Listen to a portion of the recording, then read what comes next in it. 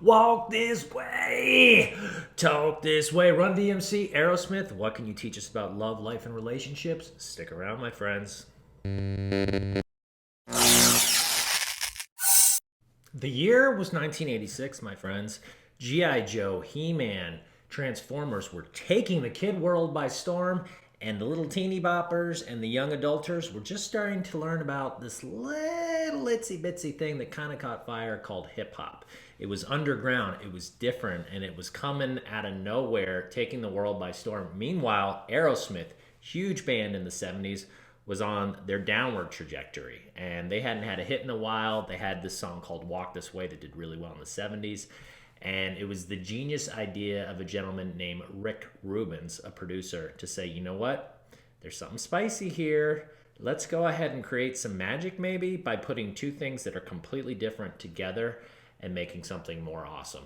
And so what's neat about this tale and behind the scenes story that a lot of people don't know about it is that neither of the bands wanted to do this video. And it was Aerosmith thinking, wait a minute, we've been around the block, we're way too good for this, we're too cool for school. You know, I'm paraphrasing, but basically like, no, we don't want to take our song and mix it up with and put some hip hop into it. Meanwhile, you got this band Run DMC just on this lightning momentum track to the moon, starting to build, you know, momentum and get all these fans and attention. And they were sort of like, well, you know, we don't know if we want to necessarily have our music associated with that. That's not our thing. You know, we got our thing, we're doing pretty well. But both of them were able to sort of take a step back, put their egos aside, and see the big picture and say, you know what, there could be something really cool here. And what I love about the story is that the glue, the thing that kept them together, the thing that I think was able to sort of say, you know what, yeah, you guys are you, we're we, but something neat could happen here is that snare drum, that. So it turns out in both genres of music, that was a very popular riff, a very popular, whatever, I'm not a music guy, but you call that, to where it was a hook, maybe is the word. And both of them would use it in both types of music. And it was a classic, and it just brought them together. And they said, you know what? We've got that, and that's the basis for this, and we can make something neat. Not only did they make something neat, they shattered records. They completely turned the world upside down. People were like, what? People's brains were exploding. It was like the first time you saw Transformers. You're like, wait, what just happened here?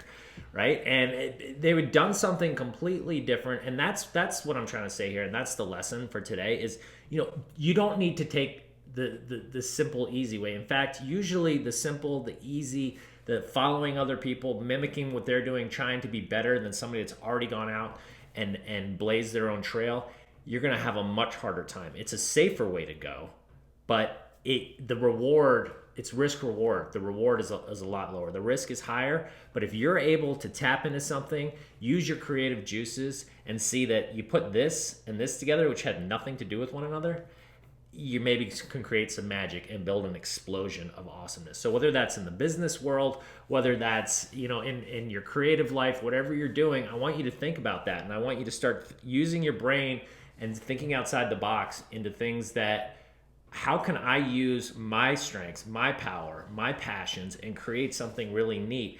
And don't limit it to just what's in front of you. Sky's the limit, my friends.